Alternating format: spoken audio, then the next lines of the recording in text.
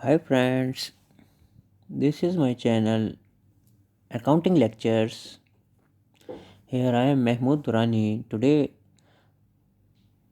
our lecture number is 27. Our topic is International Accounting Standard 19. Friends, this is my channel Accounting Lectures. Kindly subscribe my channel. Here I give lectures on accounting in very detail.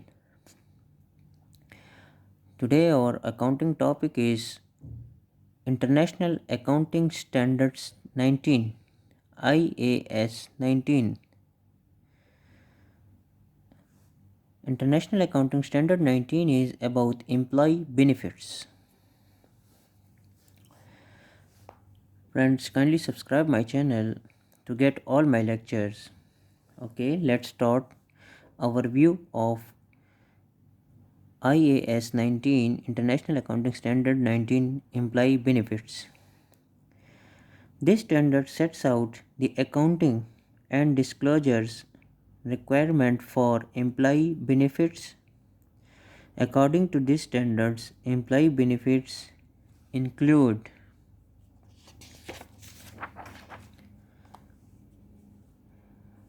short-term employee benefits and long-term employee benefits.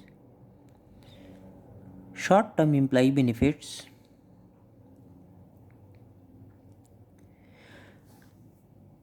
the employee benefits which is expected to be settled wholly before 12 months after the annual period in which services were rendered. Short-term employee benefits includes wages, annual leave, sick leave, annual profit sharing, bonuses, and non-monetary benefits. Friends, I make this lecture very easy, so I will try my best to understand my lecture in very easy manner. So according to IAS 19, International Accounting Standard 19, employee benefits, short-term employee benefits are those, and long-term employee benefits. Long-term employee benefits include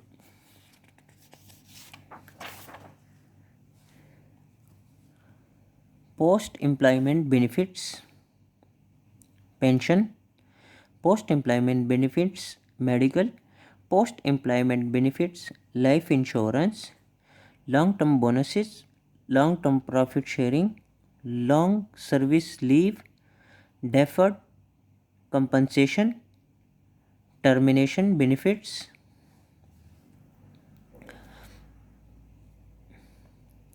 post-employment benefits.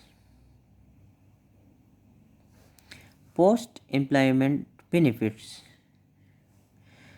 So, post-employment benefits plans such as pension and health care are categorized as either defined contribution plan or defined benefit plan.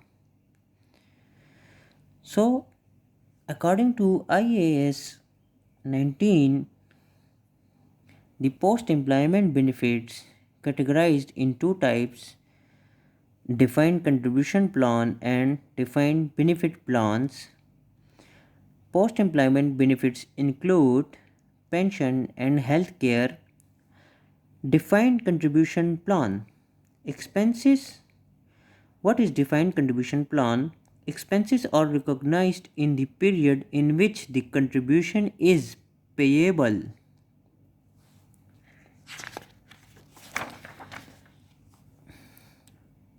Defined benefit plans.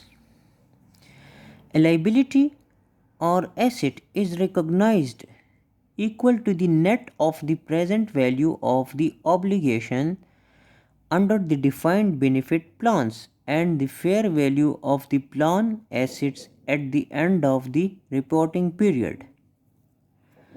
The present value is calculated using a rate determined with reference to the market yield on high quality corporate bond. In the defined benefit plans, we make for pensions and healthcare for employees, and this is employee benefits. So in the defined benefit plans, the employee and employer both knows about the plan, therefore it is called defined benefit plans. In the defined benefit plans, the present value of the obligation under the defined benefit plan and the fair value of the plan asset at the end of the reporting period. So present value is recognized like this. The present value is calculated using a rate determined with reference to the market yield. We will calculate the present value of our asset through market yield. Plan assets include asset held by long-term employee benefits fund and qualifying insurance policy. It's very easy. Plan assets include asset held by long-term employees benefit funds. On the employee benefits funds, we held the asset. This is called plan asset. To qualify the insurance policies,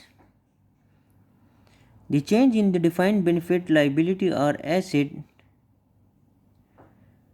separated into the service cost, net interest and remeasurement.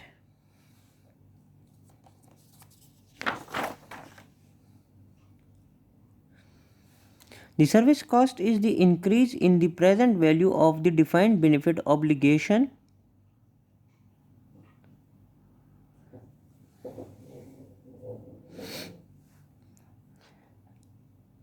The service cost is the increase in the present value of the defined benefit obligation resulting from the service of the employees in the current period and any change in the present value related to the employee services in the prior period that result from plan amendments. So, according to the IAS 19, the service cost is the increase in the present value of the defined benefit obligation resulting from the service of employees in the current period and any change in the present value related to the employee services in prior period that result from plan amendments. The service cost is recognized in profit or loss. Net interest in the change in the liability caused by the passage of time and is recognized in profit or loss. Remeasurement includes actual gain or losses such as change in the actuarial assumptions and the return on plan asset and are recognized in OCI. For group plans, the net cost is recognized in the separate financial statement of the entity. So this is very important point. The for the pension, we invest the employee money. For the pension, we invest the employee money on one asset like bonds, and we do investment. For this investment, we will prepare a separate profit and loss statement. For group plans, the net cost is recognized in the separate financial statement of the entity. Other long-term benefits.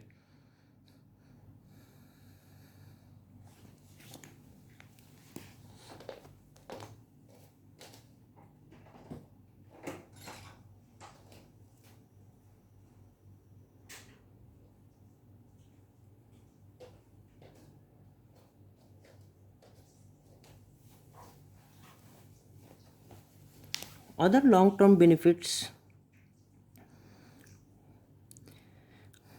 are recognized and measured in the same way as post-employment benefits under a defined benefit plan. remeasurement are recognized immediately in profit or loss. Termination benefits. Termination benefits are recognized at the earlier of when the entity can no longer withdraw the offer of the benefits and when the entity recognizes cost for a restructuring that is within the scope of IAS 37